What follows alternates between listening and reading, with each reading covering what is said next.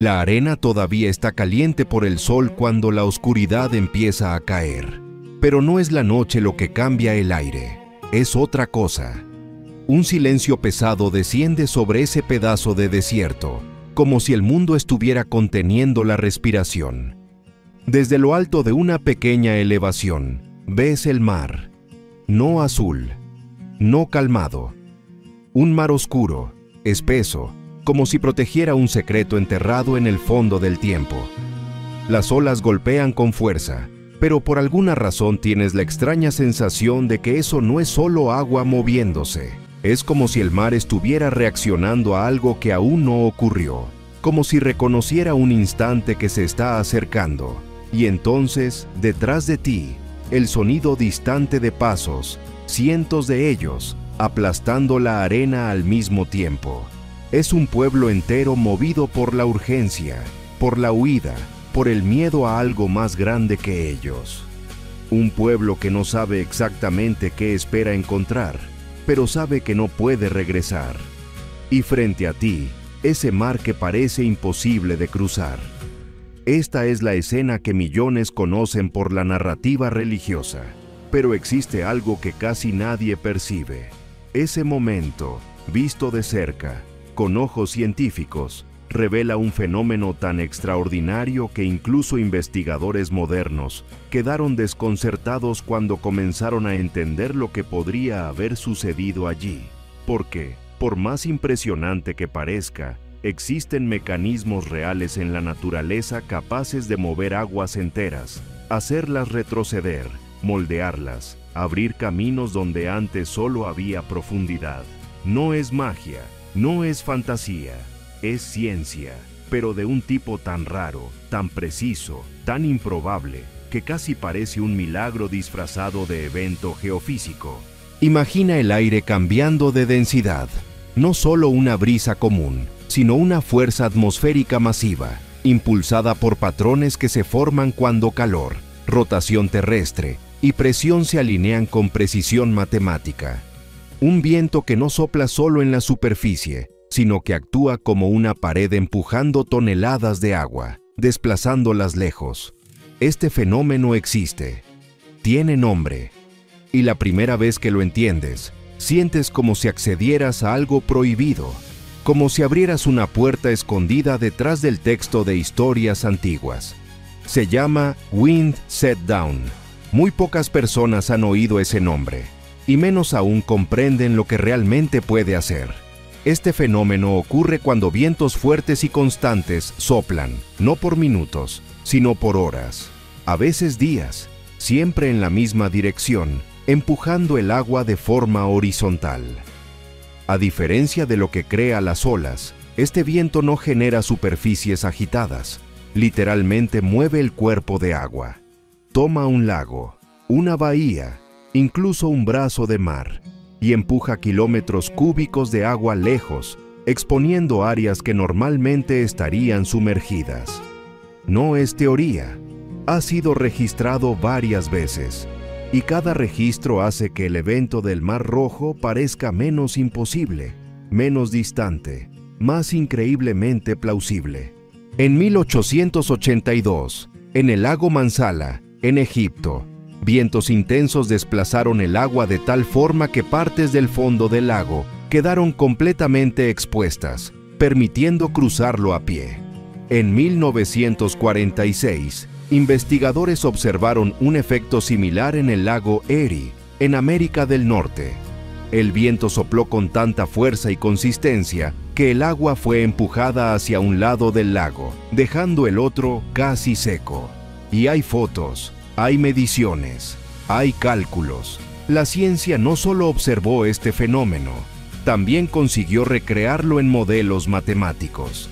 Ahora imagina ese mismo efecto, pero aplicado a una región como la del antiguo norte del Mar Rojo o, como sugieren algunos estudios, zonas poco profundas cerca del delta del Nilo, como la laguna de Tanis, donde aguas costeras y vientos estacionales se comportan de manera aún más extrema.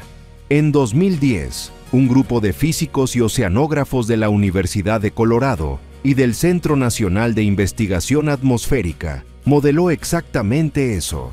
No una simulación vaga, sino una recreación digital de la geografía de la época, de la profundidad del agua, de la dirección de los vientos predominantes y de los patrones climáticos estimados para aquel período histórico.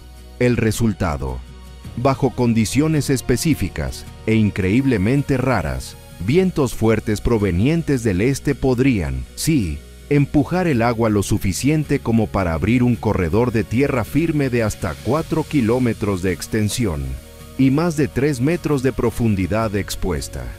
Un camino real, transitable, temporal.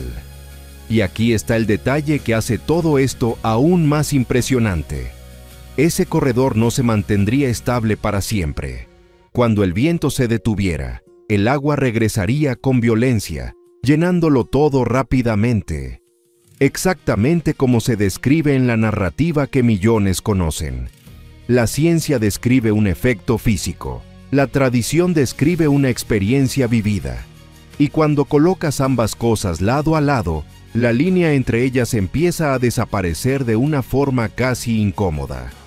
Ahora imagina estar allí, el viento aumentando de manera antinatural, como si tuviera una intención.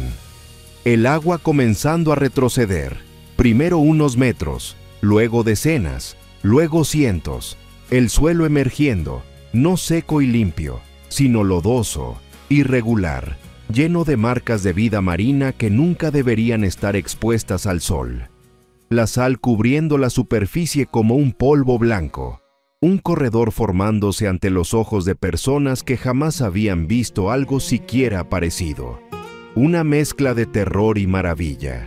Gritos, lágrimas, manos temblando. Un pueblo entero observando un fenómeno físico tan raro que quizá nunca volvería a verse en esa escala. Y aquí entra otro punto que pocos entienden. Para que este tipo de evento ocurra, el viento tendría que venir en una dirección precisa. Un fallo mínimo, 10 grados a la izquierda, 10 grados a la derecha. Y todo sería solo agitación superficial. Nada se abriría, nada retrocedería. El fenómeno exige disciplina atmosférica. Y la disciplina atmosférica, en la escala natural, es una secuencia improbable de coincidencias. Calor acumulado, presión correcta, posicionamiento geográfico, relieves submarinos, estación del año, fuerza y constancia del viento. No es imposible, pero está lejos de ser común. Este es el tipo de evento que la naturaleza guarda como un espectáculo raro, algo que ocurre quizá una vez en muchos siglos en el mismo lugar, algo que podría pasar desapercibido si no hubiera alguien allí para presenciarlo. Pero si un grupo entero lo presencia, si un corredor entero se abre, eso lo cambia todo. Y existe otro detalle científico que vuelve esta historia aún más profunda. La región del antiguo Egipto, especialmente en los periodos descritos, era conocida por vientos fuertes del este, que podían durar días, impulsados por sistemas de alta presión en la península arábiga. Vientos que viajaban largas distancias, acelerando, ganando fuerza, volviéndose cada vez más estables al acercarse a las zonas de agua poco profunda del delta. Cuando esos vientos encontraban ciertas curvas naturales del terreno, su fuerza se concentraba, como si el aire fuera canalizado por un túnel invisible. Y cuando los vientos son canalizados, su capacidad de desplazar agua aumenta drásticamente. Ahora coloca eso en la escena. El viento empieza como una ráfaga común, pero no disminuye, no se dispersa, no cambia de dirección. Persiste. El mar empieza a moverse contra su voluntad. Las olas disminuyen, la superficie se aplana, y entonces el agua comienza a retirarse, como si reconociera una orden mayor. Observas el fondo del mar emergiendo, como si el mar estuviera siendo dividido por una hoja de aire. Y aquí está el momento más impactante de todos. No hay nada en este proceso que contradiga la ciencia. Nada. Pero hay algo en él que supera completamente nuestra noción de lo que es común. Es como si la naturaleza hubiera realizado un truco que solo puede ejecutarse cuando todas las piezas están en el lugar exacto, y cuando esas piezas se alinean, la escena se vuelve indescriptible. El viento cortando el aire con un sonido grave, casi como un rugido distante. El olor a sal intensificándose.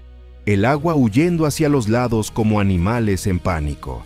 La gente cruzando con pasos rápidos, mirando hacia atrás cada segundo, esperando que el camino desaparezca en cualquier momento. Y entonces, cuando el último cruza, cuando la tensión llega al límite, el viento pierde fuerza. No completamente, pero lo suficiente para que el mar lo note. Y cuando lo nota, regresa. No despacio, no suavemente. Regresa como un gigante que despierta irritado. El agua cae sobre el espacio vacío con violencia, con peso, con estruendo. El tipo de escena que deja marcas en la memoria para siempre. La ciencia explica el mecanismo. La historia preserva el impacto emocional. Y juntas crean una imagen que pocos se atreven a explorar. La idea de que tal vez, solo tal vez, lo extraordinario no esté tan lejos de lo natural como imaginamos. Que quizá lo increíble ocurre cuando procesos físicos raros se alinean con momentos humanos decisivos. Que quizá existan fenómenos que la naturaleza guarda para ocasiones específicas, donde lo improbable se vuelve inevitable, solo una vez. Solo en ese instante, y nunca más igual. Cuando observas todo esto con profundidad, te das cuenta de que la pregunta no es ¿cómo se abrió el mar?, sino ¿por qué justamente en ese momento ocurrió un fenómeno tan raro con una precisión tan quirúrgica? Y esa pregunta nadie la ha respondido completamente. La ciencia entiende cómo funciona, pero el por qué, ese sigue envuelto en el mismo misterio que flotaba sobre las aguas aquella noche silenciosa, cuando el viento comenzó a soplar y lo imposible empezó a tomar forma ante ojos humanos. Quizás eso sea lo que hace que esta historia siga siendo tan poderosa hasta hoy. No es solo religiosa, ni solo científica. Está en un punto entre ambos mundos. Un punto donde la naturaleza realiza algo tan extraordinario que, incluso cuando se explica, sigue pareciendo más grande que nosotros. Como un secreto antiguo que no pertenece solo al pasado, sino al propio funcionamiento del universo. Y mientras observas mentalmente aquella travesía, el corredor abriéndose, la gente avanzando, el mar esperando para regresar, te das cuenta de que, en el fondo, lo más impresionante no es que la naturaleza logró abrir el mar. Lo más impresionante es que había alguien allí para verlo.